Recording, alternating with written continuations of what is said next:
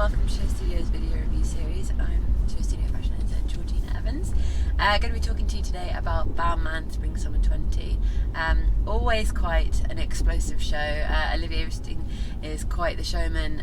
There's always glitz and glamour and fantasy at a Balmain show. That's largely in part to the clientele and who buys the clothes. The Kardashians are a huge client of the Balmain army, and to boot, Georgina was sat front row, which was always exciting.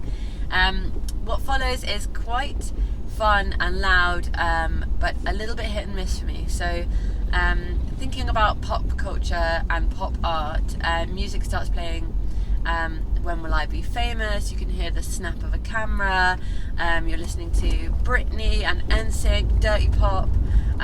You can really see the pop reference coming in there.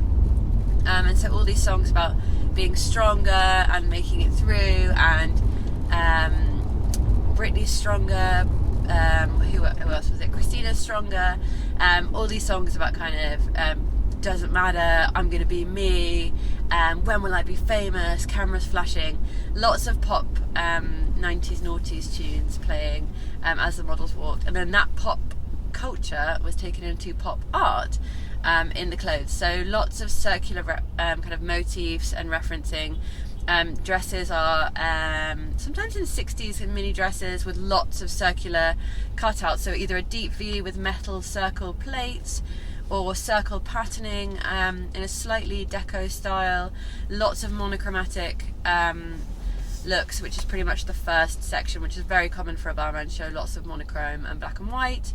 Then we get the usual sequin detailing that Olivier does so well in kind of monochromatic jackets, again with these circle detailings. And then slightly following on after that, there's some kind of crochets and almost Chanel-like jackets. These, I think, are what slightly let the side down a bit, because the finish just feels not quite polished enough, particularly for a house as grand as Balmain.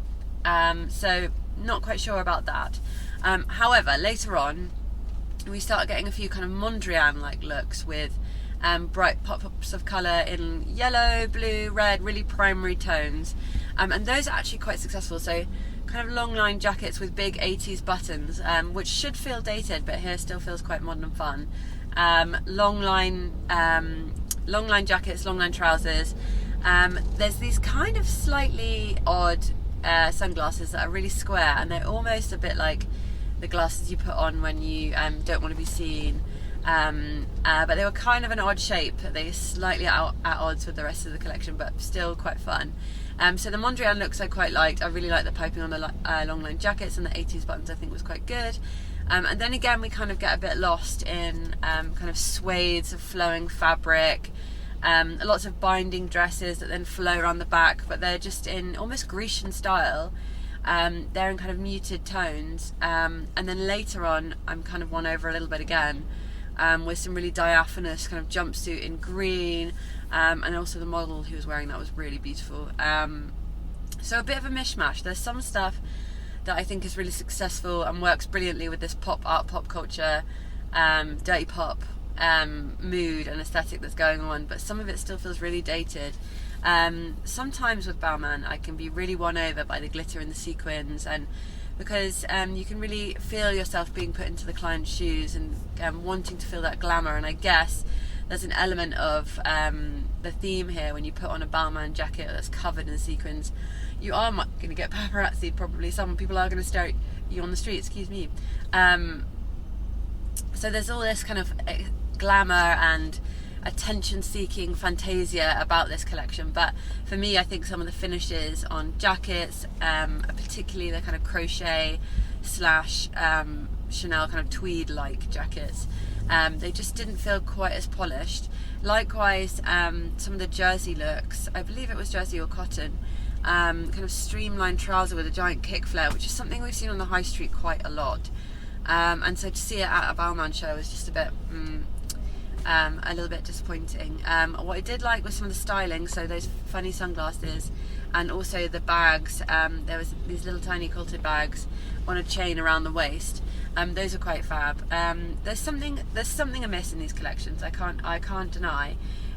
while there is an energy and you have that glamour and fantasia and you want to enter this kind of Balmain world, Olivier's army, again, when you think about the name Balmain, you think about the Parisian house, and there's just a few things that I would like to tighten up. I would also say the collection could have done with a real edit, because there was just so much. And I'm not sure it was the most kind of cohesive putting together, but there were some definite pieces that I would like to cherry pick out of there and maybe put that in a new collection separately. So a little bit of a mixed bag for me there, partly winning, partly not so winning. I think that's kind of commonplace with Balmain. Sometimes you love it, sometimes you hate it. It tends to be a bit Marmite, but this was a bit hit and miss for me. Some really great bits, some not so great bits. Let me know in the comments if you agree. Do you like Balmain? Are you a member of the Balmain army? And what was your favourite look? Let me know in the comments. Like, comment, subscribe if you're watching through YouTube, and make sure to visit Show Studio so you can see this collection alongside the review and make a judgment for yourself. Speak soon.